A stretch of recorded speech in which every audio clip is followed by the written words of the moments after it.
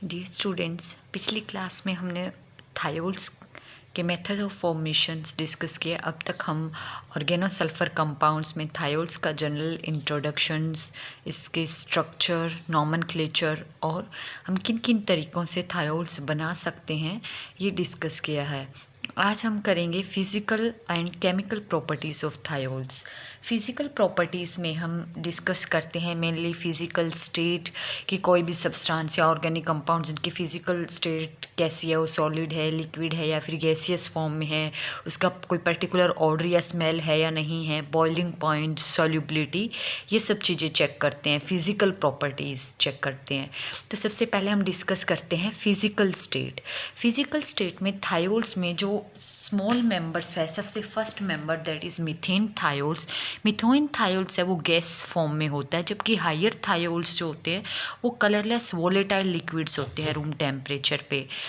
Smell की बात करें या ऑर्डर की बात करें तो जो थायोल्स में लोअर मेंबर्स हैं उनकी स्मेल बहुत ज़्यादा स्ट्रॉन्ग और ऑफेंसिव स्मेल होती है, जबकि हायर मेंबर्स हैं उनकी ऑर्डर या स्मेल है वो माइल्ड होती है, थोड़ी वीक होती है। स्मेल से रिलेटेड अगर हम बात करें एग्जांपल के तौर पे, जैसे प्याज की एक अलग पर्टिकुलर स्मेल होती है बहुत स्ट्रॉन्ग। इसी तरह लहसुन, गार्लिक की भी एक बहुत स्ट्रॉन्ग स्मेल होती है। तो प्याज और लहसुन की भी जो स्मेल है वो सल्फ़र कंटेनिंग ऑर्गेनोसल्फर कंपाउंड की वजह से ही होती है। तो कौन सा ऑर्गेनोसल्फर कंपाउंड होता है? प्याज के अंदर जो सल्फर कंपाउंड होता है वो प्रोपेन 1 थायोल होता है। प्रोपेन 1 थायोल्स की बहुत ज़्यादा स्ट्रॉन्ग ऑफेंसिव स्मेल है, तो इसी की वजह से ही ऑनियन की एक पर्टिकुलर स्मेल होती है। इसी तरह गार्लिक में ही प्रोपेन का ही होता है, बट प्रोपेन 1 नहीं बल्कि 2 in 1 थायोल होता है। थोड़ा सा डिफरेंस होता है प्याज और लहसुन की स्मेल में, है दोनों में ही ऑर्गेनोसल्फर कंपाउंड, बट प्याज में प्रोपेन 1 थायोल होता है जबकि गार्लिक में 2 in 1 थायोल होता है। सिमिलरली जैसे एलपीजी है, जब कहीं पे भी एलपीजी गैस, आप घरों में कई बार देखा है जब गैस लीक हो रही होती है सिलेंडर में तो एक अलग सी स्मेल होती है, यानी हम स्मेल से करेक्टराइज कर सकते हैं कि एलपीजी का जो सिलेंडर है वो लीक है या कहीं ना कहीं से गैस निकल रही है। तो उस केसेस में हमें कैसे पता चलता है? नॉर्मली एलपीजी है वो क्या होती है, ब्यूटेन एंड प्रोपेन का मिक्सचर होता है हाइड्रोकार्बन्स का, जबकि हाइड्रोकार्बन एल्केन्स की तो कोई स्मेल ही नहीं होती है पर्टिकुलर। तो फिर एलपीजी में वो स्मेल किस चीज़ की होती है? एलपीजी के अंदर ऑर्गेनोसल्फर कंपाउंड ऐड किया जाता है और सिर्फ उसकी स्ट्रॉन्ग स्मेल की वजह ही ऐड किया जाता है, ताकि अगर कहीं पर भी एलपीजी है वो लीकेज हो रही है या फिर तो हम ईजिली उसको करेक्टराइज कर सकते हैं कि एलपीजी लीक हो रही है। तो उसमें ऑर्गेनोसल्फर कंपाउंड है वो कौन सा होता है? इथेन थायोल डाला जाता है, एलपीजी में ऐड किया जाता है, जस्ट कि हम कैरेक्टराइज कर सकें कि एलपीजी या हमारी गैस है वो कहीं लीक हो रही है या नहीं हो रही है। सिमिलरली बॉइलिंग पॉइंट्स में हम कंपेयर करेंगे थायोल का बॉइलिंग पॉइंट एल्कोहल से। जैसे एल्कोहल्स का सल्फर एनालोगस ही तो होता है थायोल। तो थायोल के अंदर अगर हम लोअर मेंबर की बात करें तो लोअर मेंबर के अंदर बॉइलिंग पॉइंट सेम, कोई आर अल्काइल ग्रुप ले लिया, मीथेन थायोल ले लो, इथेन थायोल ले लो या प्रोपेन थायोल ले लो, और उसी के कोरस्पॉन्डिंग अगर हम अल्कोहल ले लें, यानी कि R group organic part same है, एक हमने अल्कोहल उठाया है और एक थायोल का उठाया है। तो लोअर मेंबर की बात करें तो हमेशा अल्कोहल का बॉइलिंग पॉइंट है वो ज़्यादा होगा एज़ कम्पेयर टू थायोल। क्यों? क्योंकि अल्कोहल के अंदर हाइड्रोजन OH बॉन्ड होने की वजह से यहाँ पे अल्कोहल में हाइड्रोजन बॉन्डिंग होती है, जबकि थायोल्स में ऐसी कोई हाइड्रोजन बॉन्डिंग नहीं होती है। तो इसलिए due to hydrogen bonding alcohols का बॉइलिंग पॉइंट है वो हायर होता है एज़ कम्पेयर टू थायोल्स। लेकिन जैसे जैसे हम हायर मेंबर की तरफ जाते हैं, अप्रोक्सीमेटली 7 या 8 के बाद, जैसे 9 मेंबर का कोई अल्काइल ग्रुप ले लिया, 10 का, 11 का या अदर कोई कॉम्प्लेक्स अल्काइल ग्रुप ले लिया, तो उस केसेस में क्या होता है कि जो थायोल का बॉइलिंग पॉइंट है वो हाई होता है एज़ कम्पेयर टू एल्कोहल्स। इसका क्या रीज़न है? क्योंकि जैसे जैसे हायर मेंबर की तरफ जाते हैं तो in case of alcohols hydrogen bonding है वो लेस इफ़ेक्टिव हो जाती है, क्योंकि जो हायर मेंबर में आर पार्ट जो नॉन पोलर पार्ट है वो लार्ज होता जाता है, और due to increase in size of non polar part hydrogen bonding है वो लेस होती जाती है, या फिर बोल सकते हैं लेस इफेक्टिव हो जाती है। इतनी स्ट्रॉन्ग इंटरमोलिकुलर हाइड्रोजन बॉन्डिंग नहीं रहती है। स्ट्रॉन्ग इंटरमोलिकुलर हाइड्रोजन बॉन्डिंग नहीं रहती है तो उस टाइम पे बॉइलिंग पॉइंट है वो सिर्फ और सिर्फ उसके मॉलिकुलर वेट पे डिपेंड करेगा, इंटरमोलिकुलर इंटरेक्शन पे इतना डिपेंड नहीं करेगा हाइड्रोजन बॉन्डिंग पे। तो उस केस में जैसे जैसे अगर हम बात करें कंपैरिजन अल्कोहल और थायोल का, आर सेम है, यहाँ पे सेम पार्ट ले रहे हैं, कॉरेस्पॉन्डिंग अल्कोहल थायोल का कंपैरिजन कर रहे हैं, लेकिन यहाँ पे ऑक्सीजन है, यहाँ पे सल्फ़र है, सल्फ़र एटम्स है वो लार्ज है साइज़ में as compare to oxygen, sulphur का मास ज़्यादा है एज़ कम्पेयर टू ऑक्सीजन। तो हायर मेंबर्स के केस में थायोल्स का जो मॉलिक्यूलर मास है वो ज़्यादा है, अल्कोहल में लोअर मेंबर में भी ज़्यादा है, लेकिन लोअर मेंबर में हाइड्रोजन बॉन्डिंग है वो मोर प्रेफर्ड होती है, जबकि हायर मेंबर में हाइड्रोजन बॉन्डिंग है वो लेस इफेक्टिव हो जाती है। तो इसलिए बॉइलिंग पॉइंट है सिर्फ ऑलमोस्ट किस पे, हाइड्रोजन बॉन्डिंग पे नहीं डिपेंड कर रहा है इतना, ओनली मॉलिकुलर वेट पे डिपेंड कर रहा है। और थायोल्स का मॉलिकुलर वेट हाई है इस अल्कोहल से, तो थायोल्स का बॉइलिंग पॉइंट है वो ज़्यादा होगा as compare to alcohol. Now solubility, जैसा कि हमने अभी देखा थायोल्स के अंदर कोई हाइड्रोजन बॉन्डिंग नहीं है, हाइड्रोजन बॉन्डिंग नहीं है तो ये वाटर में सॉल्युबल नहीं होगा, other polar solvent, other non polar solvent में सॉल्युबल होगा।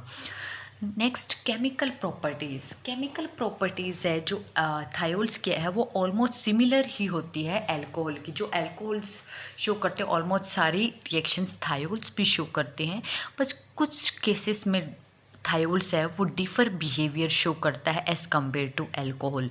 तो वो डिफ़र बिहेवियर क्यों शो करता है, just because of two reasons, और वो दो रीजंस कौन से हैं। सबसे पहला रीज़न है कि सल्फ़र की अगर हम बात करें, सल्फ़र और ऑक्सीजन, अल्कोहल में जस्ट डिफरेंस क्या होता है, अगर सेम की बात करें तो अल्कोहल में O होता है, थायोल में जस्ट उस ऑक्सीजन की जगह सल्फ़र होता है। तो थायोल में सल्फ़र होने की वजह से सल्फ़र एटम का साइज़ लार्ज है as compare to oxygen, size large है एज वेल एज इलेक्ट्रोनेगेटिविटी भी सल्फ़र एटम की लेस है एज़ कम्पेयर टू ऑक्सीजन। दूसरा रीज़न है कि सल्फ़र है वो ईजिली ऑक्सीडाइज हो जाता है हायर ऑक्सीडेशन स्टेट में, जबकि ऑक्सीजन नहीं होता है। तो इन्हीं दो बिहेव की वजह से, इन्हीं दो प्रॉपर्टीज़ है जो सल्फ़र की, इन्हीं की वजह से थायोल्स है वो कुछ रिस्पेक्ट्स, कुछ सर्टेन केसेस में अल्कोहल से डिफ़र बिहेव करेगा।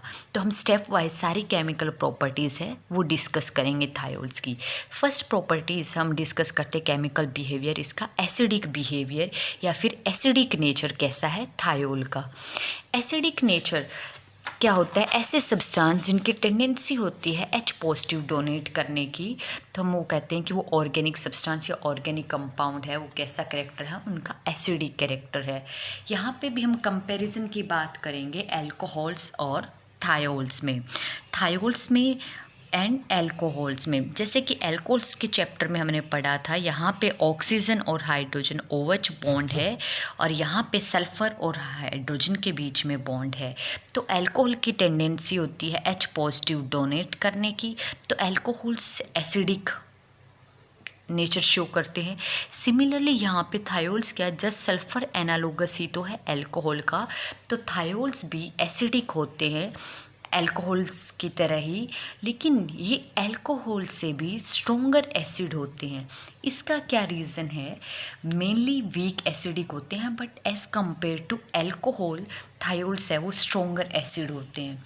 तो ऐसा क्या रीज़न है जिसकी वजह से थायोल्स है वो ज़्यादा स्ट्रोंगर एसिड होते हैं as compare to alcohol. Unlike alcohols, जबकि अल्कोहल्स की बात करें तो अल्कोहल अल्कली के साथ रिएक्ट कर ईज़िली नहीं करते हैं, जबकि थायोल्स जो है, अगर हम थायोल्स का एग्जांपल लें, यहाँ पे थायोल्स है वो अल्कली सॉल्यूशन के साथ, स्ट्रॉन्ग अल्कली सॉल्यूशन के साथ ईजिली रिएक्ट कर जाते हैं, और स्ट्रॉन्ग अल्कली सॉल्यूशन यहाँ से क्या करेगा, एज ए हाइड्रोक्साइड आयन है ये थायोल से H पॉजिटिव अब्स्ट्रैक्ट करेगा, और H पॉजिटिव अब्स्ट्रैक्ट करके खुद किस में कन्वर्ट हो जाएगा, OH नेगेटिव पार्ट है वो वाटर में, और जो यहाँ पे इथाइल और सल्फ़र पार्ट था वो किस में कन्वर्ट हो जाएगा, सोडियम सॉल्ट बन जाएगा यहाँ पे इथाइल सल्फाइड का। तो इससे हम क्या नेमिंग दे सकते हैं, या तो हम बोल सकते हैं क्या है, सोडियम इथाइल मरकेप्टाइड बन गया, या फिर हम बोल सकते हैं simply so ethyl sodium ethyl sulphide. तो इस वजह से जो अल्कोहल सिंपलर अल्कोहल है वो अल्कली के साथ इतना इफेक्टिवली रिएक्ट नहीं करते हैं एक्टिवली जितना थायोल्स कर सकते हैं। तो इस बेसिस पे भी हम कह सकते हैं कि ऐसा क्या रीज़न है, यानी कि इस रिएक्शन के बेसिस पे यही शो हो रहा है कि थायोल्स है वो मोर एसिडिक है एज़ कम्पेयर टू अल्कोहल, क्योंकि इसने अपना H पॉजिटिव है अल्कली को दे दिया है। तो क्या रीज़न है? अगर हम नॉर्मली देखा जाए यहाँ पे सिर्फ SH बॉन्ड और OH बॉन्ड की बात करें तो यहाँ पे सल्फ़र है वो लेस इलेक्ट्रोनेगेटिव है एज़ कम्पेयर टू ऑक्सीजन। तो यहाँ SH बॉन्ड है हेयर और यहाँ पे OH बॉन्ड है। जब O मोर इलेक्ट्रोनेगेटिव है तो इस बॉन्डेड इलेक्ट्रॉन को ऑक्सीजन अपनी तरफ स्ट्रांगली अट्रैक्ट करेगा और यहाँ से H पॉजिटिव को वो इजीली डोनेट कर देगा हाइड्रोजन को एस H प्लस आयन। जबकि सल्फ़र है, सल्फ़र तो लेस इलेक्ट्रोनेगेटिव है, लेस इलेक्ट्रोनेगेटिव है तो वो इतना इफ़ेक्टिवली अट्रैक्ट नहीं कर पाएगा इन बॉन्डेड इलेक्ट्रॉन को, और नहीं कर पाएगा तो वो हाइड्रोजन को ईजिली ऐसे H पॉजिटिव रिलीज़ नहीं कर सकता। तो अकॉर्डिंग टू इलेक्ट्रोनेगेटिविटी ये शो हो रहा है कि थायोल्स है वो लेस एसिडिक होने चाहिए as compare to alcohol, but chemically हमने ये बिहेव देखा कि थायोल्स है वो मोर एसिडिक है एज़ कम्पेयर टू अल्कोहल। तो इसका क्या रीज़न हो सकता है? इसकी यानी कि हम थायोल्स की more acidity as compare to alcohol को कैसे एक्सप्लेन कर सकते हैं? सबसे पहला केस है कि यहाँ पे SH बॉन्ड है और यहाँ पे OH बॉन्ड है। माना कि सल्फ़र की इलेक्ट्रोनेगेटिविटी लेसर है बट सल्फ़र का साइज़ है वो बड़ा है as compare to oxygen. Size बड़ा होने की वजह से SH बॉन्ड है वो लार्ज है as compare to OH bond. Length में लार्ज बॉन्ड जितना ज़्यादा लार्जर होगा, बड़ा होगा, वो उतना वीक होगा। तो उस वजह से large due to large size of sulphur atom SH bond है वो वीक है as compare to OH bond. यानी कह सकते हैं कि बॉन्ड एनर्जी है SH की वो कम है एज़ कम्पेयर टू OH। तो SH बॉन्ड है वो इन पर्टिकुलर रिएक्शन कंडीशन में ईजिली क्लीव हो जाएगा एज़ कम्पेयर टू OH। तो साइज़ लार्ज होने की वजह से थायोल्स है वो स्ट्रोंगर एसिड है एज़ कम्पेयर टू अल्कोहल्स। दूसरा रीज़न है कि जैसे ही थायोल्स ने जो H डोनेट किया, H डोनेट करने के बाद थायोल्स है वो किस में कन्वर्ट हो जाएगा? अल्काइल सल्फाइड अनायन में। और जो अल्कोहल है, अल्कोहल H पॉजिटिव देने के बाद किस में कन्वर्ट हो जाएगा? एल्कोक्साइड अनायन में। यानी कि ये क्या है? कॉन्जुगेट बेस है किसका? एसिड थायोल का, और ये कॉन्जुगेट बेस है किसका? एसिड अल्कोहल का। तो यहाँ पे हम बात करें जो जितना ज़्यादा स्टेबल होगा इन दोनों में वही ज़्यादा जल्दी बनेगा। यहाँ सल्फ़र एटम पे नेगेटिव चार्ज है, यहाँ ऑक्सीजन पे नेगेटिव चार्ज है। तो सल्फ़र है वो लार्ज साइज़ है एज़ कम्पेयर टू ऑक्सीजन। तो लार्ज एटम है वो नेगेटिव चार्ज को ईजिली अकोमोडेट कर सकता है as compare to small atoms. तो इस वजह से जो अल्काइल सल्फाइड अनायन है वो ज़्यादा स्टेबल है as compare to alkyl oxide anion. तो इसलिए थायोल्स है वो ईजिली H पॉजिटिव देके अल्काइल सल्फाइड अनायन जो बनाएगा वो स्टेबल होगा, जबकि अल्कोहल इतना ईजिली H पॉजिटिव नहीं देगा जितना थायोल्स देता है। तो दूसरा, due to stability of these conjugate base we can say that thiols are more acidic than alcohols.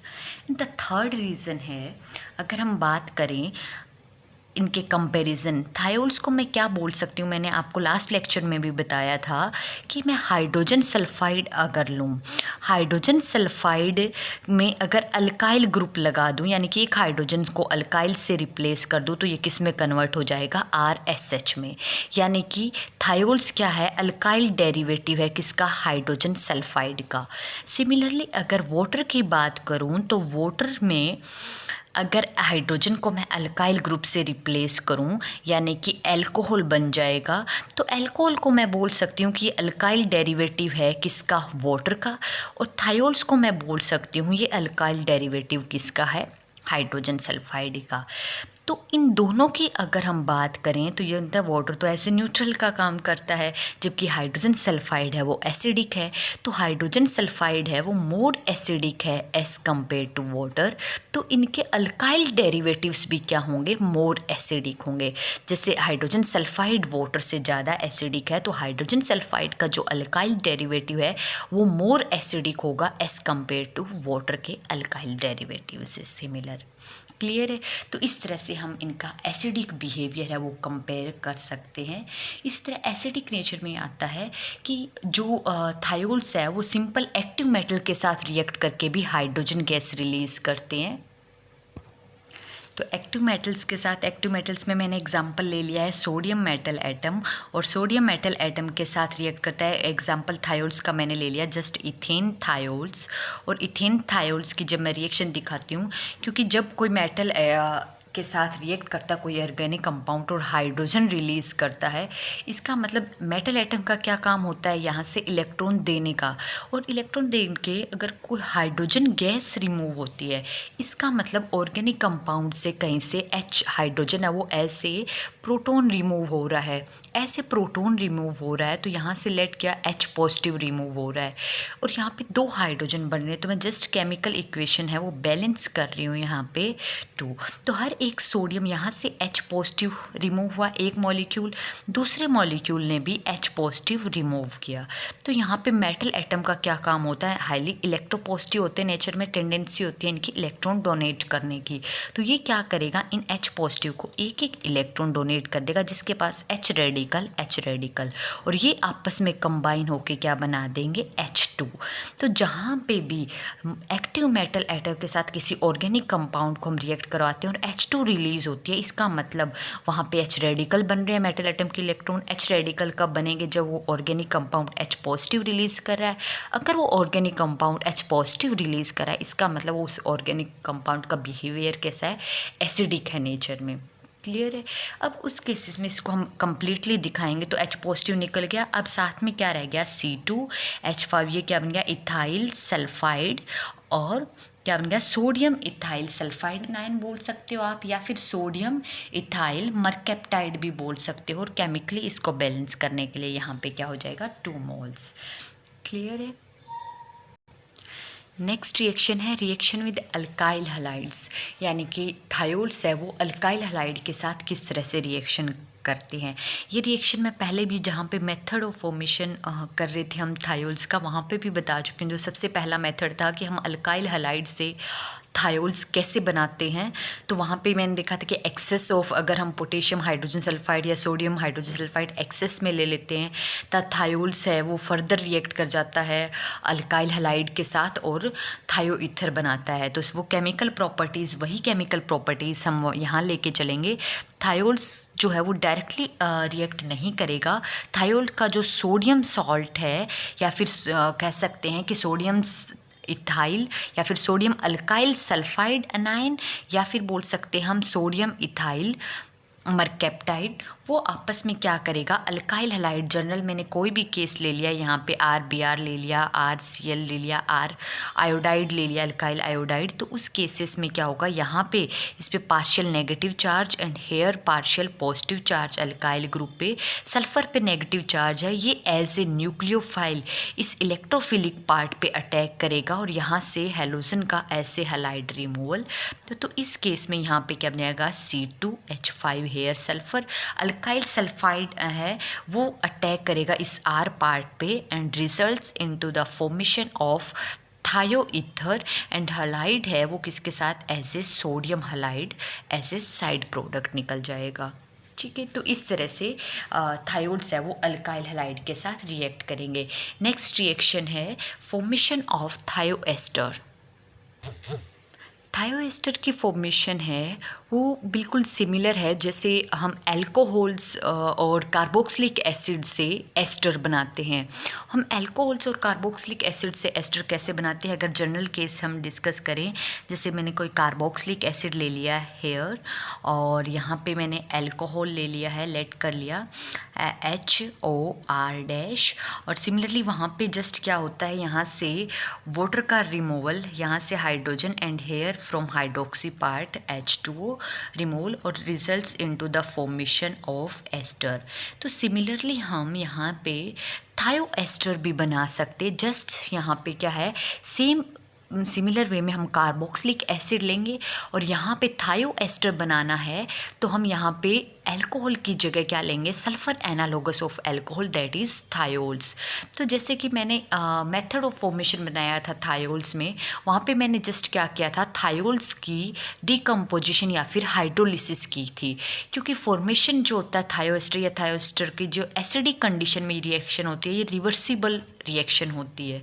तो इसी तरह से हम थायो एस्टर बनाएंगे। थायो एस्टर में हमने क्या लिया, सेम वे में कार्बोक्सिलिक एसिड लिया, बिल्कुल सिमिलर बिहेव शो करता है यहाँ थायो एस्टर की फॉर्मेशन में जैसे एस्टर की फॉर्मेशन में अल्कोहल करता है। यहाँ पे मैंने केस ले लिया है एक R-SH थायोल्स। अगर एसिडिक कंडीशन की बात करें, in comparison of acidic condition, यहाँ पे फॉर्मेशन होगी RC≡O हेयर एंड SR- और साथ में क्या निकल जाएगा यहाँ पे, water as a side product. अब इस केस में ये क्या है कि इसका मैकेनिज्म कैसे होगा, मैकेनिज्म भी सिमिलर वे में होगा जैसे आप सिंपल एस्टर बनाते हो। इस केस में यहाँ से सबसे पहले एसिडिक कंडीशन में जो कार्बोक्सिलिक एसिड है, कार्बोक्सिलिक एसिड में जो ऑक्सीजन के पास लोन पेयर है प्रोटोनेट होगा in presence of H positive ion, और प्रोटोनेट होकर ये क्या बनाएगा, RC here double bond OH यहाँ एंड यहाँ पे OH, इस पे पॉजिटिव चार्ज आ जाएगा।